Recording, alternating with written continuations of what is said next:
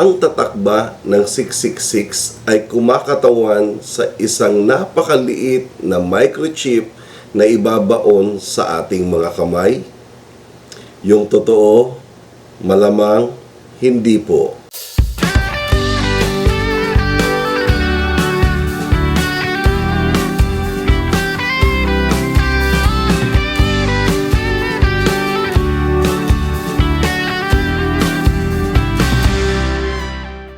Mapagpalang buhay po sa ating lahat mga ka-worship. Kamusta na po kayo?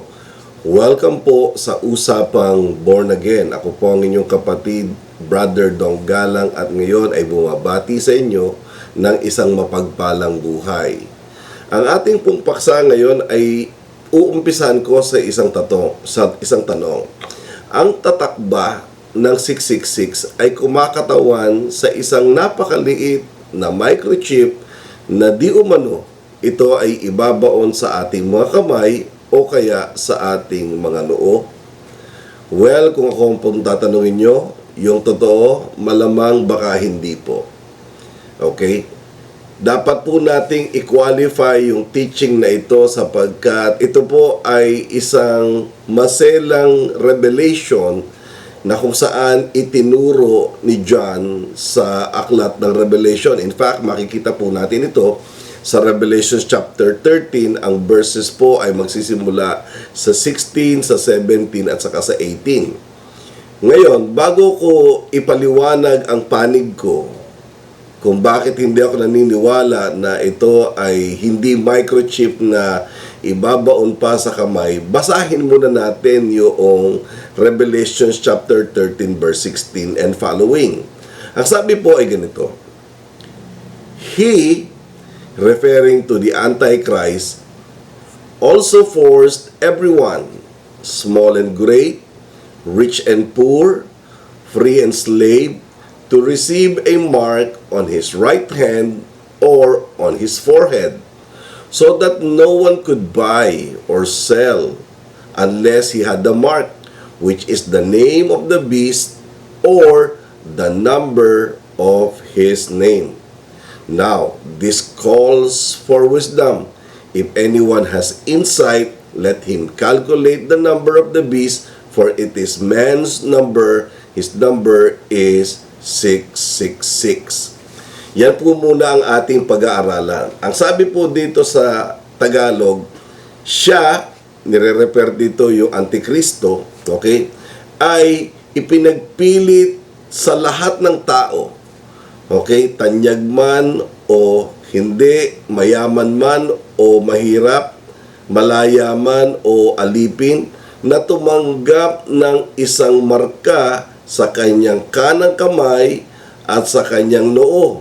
Ang markang ito'y mga tatak na kung saan ay walang makakabili o walang makakabenta liban na lamang kung siya ay mayroong tatak, na kung saan ito ay pangalan ng halimaw or ang katumbas na numero ng kanyang pangalan. Ito ay nangangailangan ng karunungan. At kung meron man sa inyo nagtataglay na kaalaman, subukan niyang kwentahin ang numero ng halimaw sapagkat ito ay bilang ng tao at ang bilang na ito ay 666. Okay, Diyos po ang magpapala sa bahaging yan ng banal na kasulatan na ngayon po ay ating pag-aaralan. Totoong may 666 mga kapatid. Ang 666 na to ay isang sistema na paiiralin, magiging isang panukala ng halimaw ng Antichrist na kung saan dapat ang lahat ng kanyang mga subjects or ang lahat ng kanyang nasasakupan ay dapat nakarehistro, dapat nakatatak. At dahil dapat ikay nakarehistro o dapat ikay nakatatak, nang sa ganon hindi mahirapan ang gobyerno kung saan ka matatagpuan. Okay? Well, nung araw, nung panahon nila Bonifacio, ikaw ay binibigyan ng sedula. Dapat ikaw ay magpatala ng sedula at ang sedulang ito ay isang rehistro na kung saan nagpapakilalang ikaw ay nasa rehistro ng gobyerno ng Espanya. Okay? Dumating nga yung panahon na pinunit nila yung kanilang mga sedula na nagpapahiwatig na ayaw na nilang magparehistro sa gobyerno ng Espanya. At tayo po ngayon ay may tumatawag na National ID System. Ang National ID System po ay ongoing. Ito po naman ay libre at ang gagawin mo lang ay pupunta ka sa PSA, magpaparegister ka, at kapag ikaw ay nag-register, ibig sabihin nakarehistro ka na at i-issuean ka ng National ID at ang ID mo na permanente mo ng identification card. Ngayon, ganyan po ba yan? Yes po. Yan po yan, mga kapatid. Ang gusto ng Antichrist o ang worldwide leader na ito, okay? Ang gusto niya ang lahat ng kanyang mga subject, okay? Yung mga tanyag o yung hindi tanyag, mayayaman o mahihirap, yung malaya at mga alipin, dapat may tatak. Saan? Dapat sa kamay o kaya sa noo. At pag hindi nagpatatak, hindi makakabenta at lalong hindi makakabili. Kontrolado niya ang ekonomiya ng mga taong hindi nakatatak sapagkat sila ay walang kakayahang magbenta ng produkto nila at wala din naman silang kakayahang bumili ng produkto ng kahit na sino sapagkat sila po nga ay walang mga tatak. Okay? Ito ay kapamaraanan ng Antikristo para ma-identify niya kung sino ang susunod at sino rin ang hindi susunod. At pag hindi susunod, ito po ay kanyang parurusahan. Ito po ay isang babala na iniwan ni John sa Revelation chapter 13 verse 18. At ang sabi niya, kinakailangan ng karunungan dito. Sapagkat mahirap itong maunawain kung wala kang karunungan. This calls for wisdom. Now, if any amongst you has insight, o kung sino man sa inyo ang may tinataglay na talino, mag-attempt alamin kung ano itong bagay na ito. Madali ito, gagamitan nyo lang ito ng isang mathematical computation. Kinakailangan nyo i-calculate. Sapagkat ito ay numero ng halimaw, pero ang numero ng halimaw ito ay numero ng tao. At ano ba yung numero ng halimaw na siya rin namang numero ng tao? Ito po ay walang iba kundi 666. 110, 110, 110 sa binary, mga kapatid. Okay? So tama na sa pagdating ng panahon na kung saan ang namumuno na ay Antikristo, sasabihin niya talaga na dapat may tatak kayo or else hindi kayo makakapag-grocery. Or kung may mga product kayo, may mga cottage industry kayo, reseller kayo, pag kayo ay nagtitinda ng anumang mga bagay, kapag hindi kayo nakarehistro, lalo na't wala kayong tatak, hindi nyo mabebenta ang produkto ninyo. So tama yung sistema na to na kung saan sinasabi ang nagiging kapamaraanan ng Antikristo sa pagkontrol sa mga tao. At ito nga po ay yung tatak ng halimaw na ang katumbas ay 666. Pero ang point of discussion natin ngayong araw ay walang iba kung hindi yung tanong na ang tatak ba ng 666 ay kumakatawan sa isang napakaliit na microchip na siyang ibabaon sa ating mga kamay o kaya sa ating mga noo. Alam mo ninyo mga kapatid, nung ako'y batang mananampalataya pa lang, okay, ito po yung talamak na katuruan ng kapastoran na kung saan sinasabi nila na magtatatak siya, okay, yung iba nga susunugin daw yung kamay mo rito ng baga na nagawa sa bakal at lalabas ang 666, okay, yun yung unang version, tatatakan ka rito, may nakalagay na 666, yung parang sa pelikula ni Fernando Po Jr. na panday. Susunugan ka dito. Sakit doon, mga kapatid. Hanggang sa nag-improve yung katuruan. Ang pag-improve ng katuruan naman nila, ito yung pinakatinanggap ng napakaraming mga nagsasabing, ito nga yun. Ano yun? Yung ikaw ay i-injectionan ng isang microchip na kasinlaki ng butil ng bigas. Dito sa Pilipinas, pinakalat pa nga daw na si Chris Aquino ay nagpalagay ng microchip. Well, ito po ay mga kwentong kutsero na walang katibayan. Unang-una, nung nagpalagay si Chris Aquino ng microchip, saan naman niya gagamitin? Nakakabili at nakakabenta ang ating mga kababayan hanggang sa ngayon ng mga produkto na walang microchip. Okay? Bagamat sa atin pong sistema ngayon ay halos umiiral na po yung pag nag-grocery ka, ang binabayad mo ay yung ATM card, yung GCash card, o yung cellphone mo, nabubuksan mo yung Paymaya o yung GCash, na kung saan hindi ka maglalabas ng pera. Alam mo ninyo, papunta na po yan sa tatak ng 666. Okay?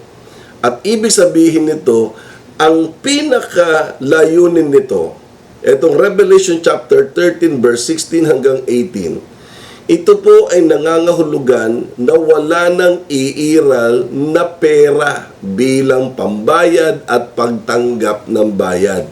Everything is digital, mga kapatid. Okay? At dito po, tinututulan ko yung sinasabing tatatakan ng tao ng microchip. Alam mo ninyo, talamak yan, pinausaw ho yan ng mga Amerikanong pastor. Ngayon, bakit ko yan tinututulan? Kasi po may sarili akong stand. Ang stand ko, hindi na kinakailangan na tatakan pa ang isang tao para nang sa ganon siya ay makabili o makapagbenta ng isang produkto. Bakit? Sapagkat meron pong identifier ang tao na kung saan ang pag-identify niyang ito ay maliwanag na pwede niyang gamitin bilang isang kapamaraanan sa pagbayad or sa pagbili ng anumang produktong gusto niyang kunin. Ano po yun? Yung atin pong mga kamay. Kung titignan niyo po ang mga kamay natin, may guhit ng palad yan. At ang guhit ng palad na yan po ay unique at wala pong magkakaparehong guhit ng palad. At ito pong guhit ng palad na ito po yung identifier natin. Kung titignan ninyo mga kapatid, kung meron po kayong sardinas, meron kayong corned beef, meron kayong century tuna, o lahat ng dilata, tignan nyo po yan, meron po yung identifier. Sa mga produktong dilata, ang identifier po nila ay yung barcode po, barcode. Ito po ay parang mahabang guhit na nandoon, may makapal, may manipis, at ito po ay mahaba. Pag tinira po yan ng barcode reader, lumalabas po yung produkto sa computer. Lalabas dyan, century tuna, date manufacture, January 1, 2021. Tapos nakalagay, date expiry, January 1, 2028. Tapos, number of grams, 328 grams. Lumalabas yung guhit na yun, the barcode niya, ay magpapakilala sa kanya at ang lahat ng kanyang nilalaman. Yun ba, may microchip? Di ba? Wala. So, ibig sabihin, na-identify ang isang produkto sa pamamagitan lang po ng barcode. Nag-improve na po tayo, mga kapatid. Dahil po, ang uso na ngayon, yung tinatawag na QR code. Ito po yung parang square na kung saan pati yung plaka po ng mga sasakyan natin ay merong QR code. Ang atin pong national ID ay may QR code. At pagkatapos po, ngayon, pag ikaw ay sasali sa isang game show, merong QR code, i-scanan mo lang. At kung ikaw ay magbabayad gamit ang Paymaya at GCash, gagamitan mo ng QR code, i-scan mo lang. So this time, hindi mo na kailangan ng barcode reader, mga kapatid. Sapagkat ang barcode reader na nakikita natin sa grocery, ang kaya niya lang ay barcode. Pero kapag wala ka na sa grocery pero gusto mong magbayad, buksan mo ang cellphone mo, i-open mo ang camera, scan mo yung QR code, babasahin niya ng cellphone mo, at pagkatapos magpapakilala ang QR code sa cellphone mo, presto, magkakaroon na kayo ng transaction ng QR code na yun. Ganyan po. Ngayon, nag-improve pa yan mga kapatid. Mag-i-improve pa yan. At hindi na QR code na kung saan yung parang square na may tuldok. Sapagkat ang gagamitin na po ay walang iba kundi ang kamay natin.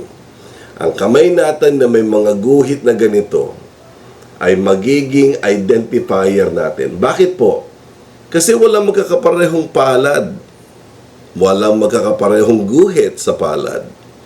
At walang magkakapareho kahit kambal pa sila. Okay? So, ang gusto kong palabasin? Ang tatak po ng 666 ay isang registration system na kung saan pupunta ka sa Philippine Statistics Authority sa PSA at magpaparegister ka, at pagkatapos ang isa sa gagawin sa iyo, imbis na ikaw ay magbabiometrics kang ganyan, hindi lang ito ang kinakailangan. Pati buong kamay mo, i-scan yan, sapagkat from now on, ang guhit ng palad mo, yan na ang magiging identifier mo. Sa akin pong paniniwala, halimbawa ikaw po'y nagdadrive at ikaw ay pinatawag ng isang traffic enforcer sa isang violation. Ang sasabihin niya, show me your hand.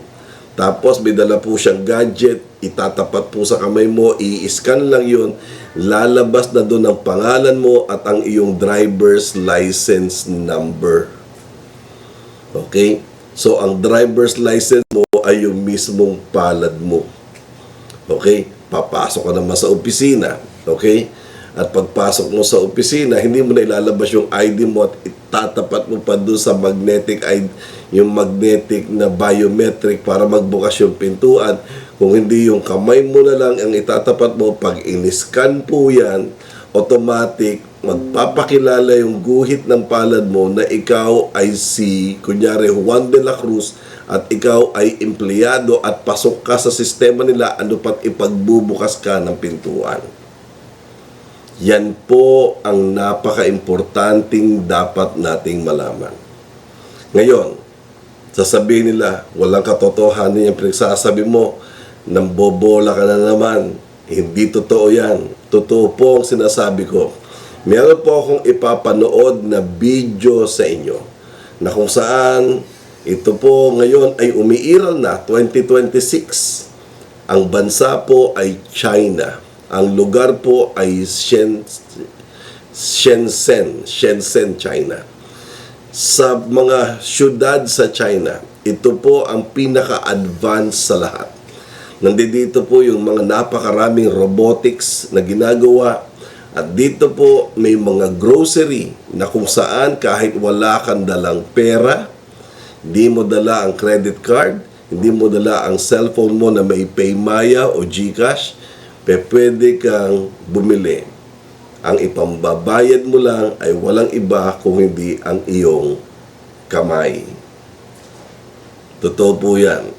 Gusto ko pong panoorin niyo po ang video na ito para mapatunayan ko po sa inyo na ito na po ang advancement ng technology. Ganito na siya ka-advance na kung saan walang credit card, walang debit card, walang cellphone na may Paymaya or mga GCash na yan, Atomic card, wala po yan. Pwede kang pumasok sa isang convenience store, kumuha ka ng item mo, tapos doon sa counter, ilalagay mo lang ang kamay mo, i-scan yan, at kung anuman ang pera mo sa bangko, kung yun ay 10,000 at 1,000 ang napamili mo, automatic, pag na-scan yan, yung pera mo sa bangko, magiging 9,000 na lang. Yan po ay nangyayari na. At ito po ay umiiral na po sa Shenzhen, China. At kung ito po ay iiral na sa Shenzhen, China, hindi malayo, pati ang Shanghai, ang Beijing, at iba pang mga lugar sa China, sasakupin din ito. Hanggang sa ang buong China na po ay magbabayaran na lang sa magitan ng guhit ng kanilang palad. At malamang sa malamang, ang sistemang ito dahil napaka-convenient, Hindi ka mai-snatch, hindi ka mawawalan ng pera sapagkat para nakawang ka nila, kukunin yung kamay mo, di ba? Ang mangyayari po dito, ito po ay iiral hindi lang sa loob ng China, kung hindi pati na rin sa labas ng China. At mag-i-improve pa po ito. Walang microchip, mga kapatid. Guhit lang ng palad natin. Para patunayan ko po yan sa inyo, panoorin nyo po ang video na ito. We often see headlines, the city of the future. But what does that actually feel like? Especially when you learn that everything you're seeing here was just a small fishing village 40 years ago. How does a place transform this fast and still become one of the safest cities on Earth? I came here to understand the human side of the world's most insane glow-up, where taxis do not have a driver and food and drink are dropped from the sky. This is Shenzhen.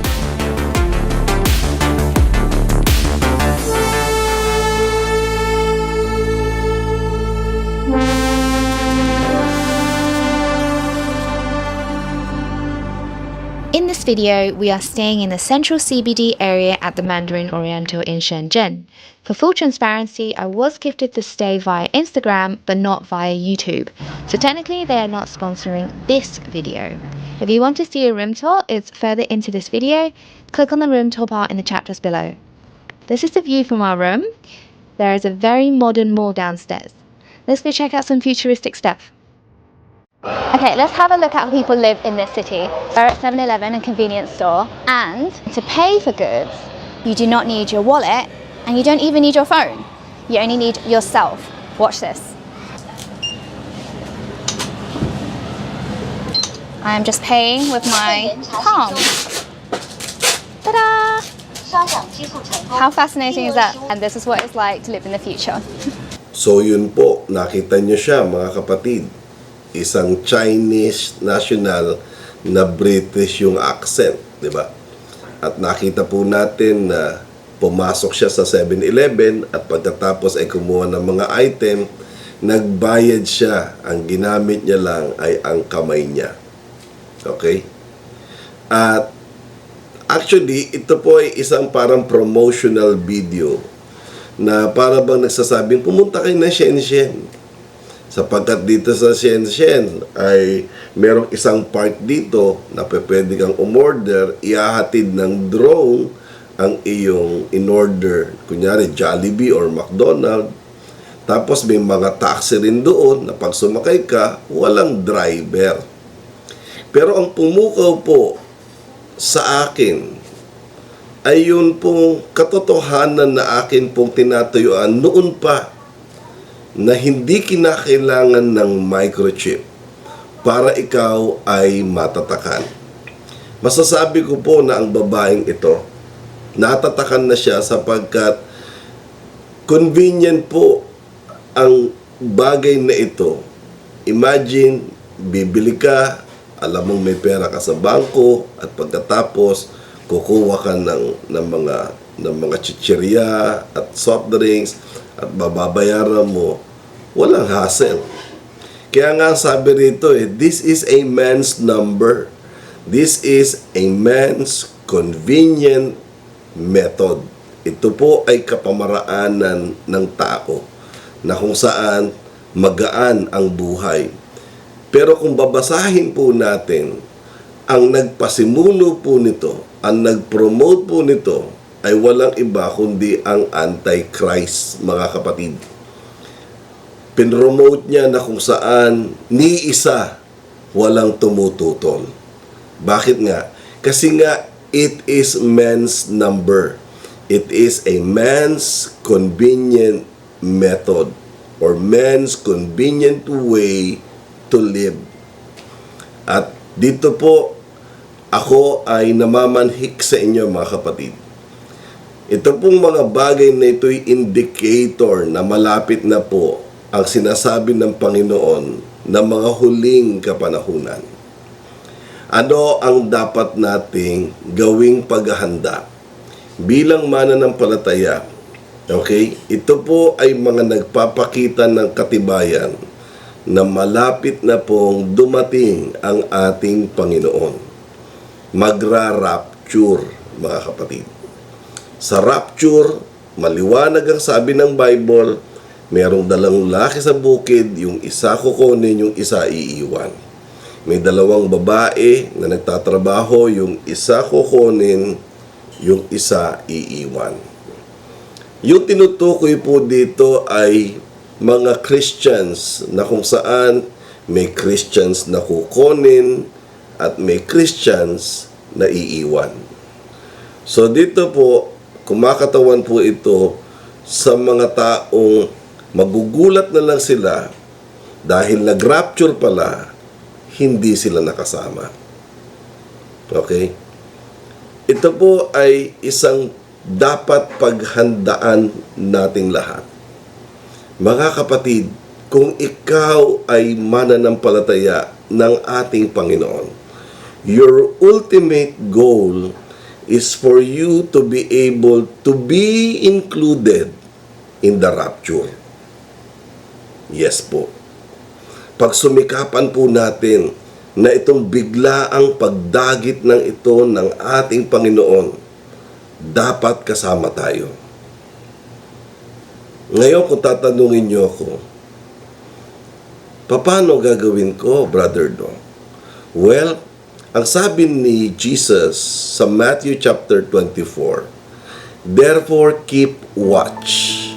Keep watch. Ang keep watch na ito ay yung hindi ka dapat keep watch outside na meron ng existence ng Antichrist, meron ng 666 at lahat ng indicator, may earthquake, may gera, lahat-lahat.